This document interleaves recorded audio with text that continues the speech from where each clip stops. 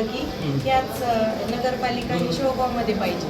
जे पास प्रयत्न निश्चितच पहिल्यांदा केला पाहिजे. आणि जे आहे ते बिल्डिंग जी भाजी मंडळाची तिथलं जी बिल्डिंग आहे ती नगर परिषदेची आहे ना. शिवगावच्या पाणी प्रश्नाचं काम सध्या युद्ध पातळीवर सर्वात फास्ट सुरू आहे. जिथं जिथं वाड्या वस्त्यावर योजना उघडली होती ते पण आपण PS साठी मंजुरीसाठी प्रयत्न चालू आहेत.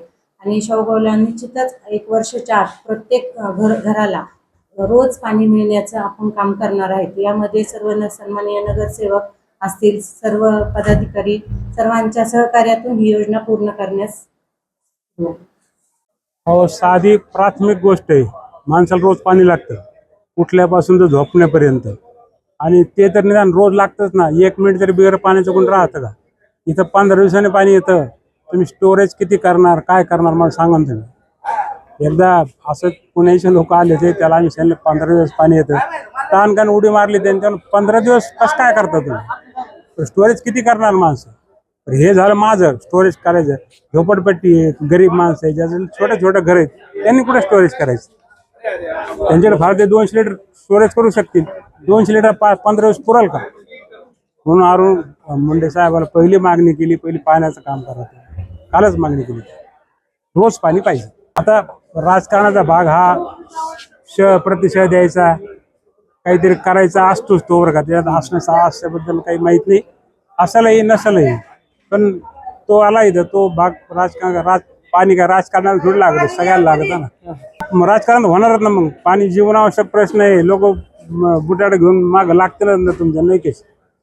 पाण्याची सध्या स्थिती जे काय फेज 1चं काम चालू आहे, ऑलरेडी माझं भांडण गेल्या नगरपालिका ताब्यात येण्याच्या आधी 2-2.5 वर्षापासून माझं भांडण होतं की शेवगाव पाणी योजनेमध्ये खूप मोठ्या त्रुटी आहे आणि त्या सुधारणा करून आपल्याला त्याच्यामध्ये चांगल्या पद्धतीने योजना राबवायची. आणि यासाठी जो कन्स्ट्रक्टर एजंट आहे, सल्लागार, तो सनेर म्हणून, तर त्या सनेरतून चुका झालेल्या त्याला बदलायचं. ते पहिल्याच मिटिंगमध्ये आम्ही बदललं, खूप वादन झाला. त्यानंतर आता आपण फेज 1 मध्ये ज्या काय त्रुट्या होत्या ते आपण मागं ठेवल्या आणि फेज 2 हे जे काय दाखलच केलं नव्हतं ते आता पाणी योजनेचं आपण PS साठी दाखल केलेलं आहे. त्याच्यावर सगळे सर्वे झाले. त्याच्यात आपल्याला पहिल्या योजनेमध्ये टाक्या पाण्याच्या कमी झालेल्या, त्या अजून 2 आपल्या वाढलेल्या आहेत. आणि पहिली जी योजना होती त्याच्यामध्ये डिस्ट्रीब्युशन लाईन ही 113 किलोमीटर होती, ती ऑलरेडी आता 149 किलोमीटर झालेली आहे. म्हणजे जवळजवळ 50% जास्त डिस्ट्रीब्युशन लाईन वाड्या वस्त्यास वाढल्यामुळे कमी झालेली होती.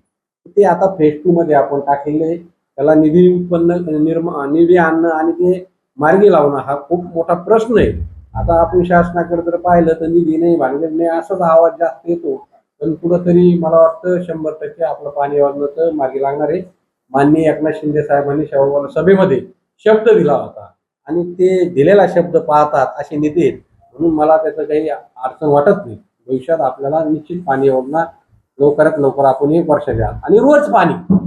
मी जर जनतेने विचारलं महिलांना किती दिवसाला पाणी पाहिजे तर ते 4-5 दिवसाला द्या म्हणते तो. पण मी ते असं म्हणत नाही 1 दिवसाला, कारण हा अशक्य असं वाटतं त्यांना.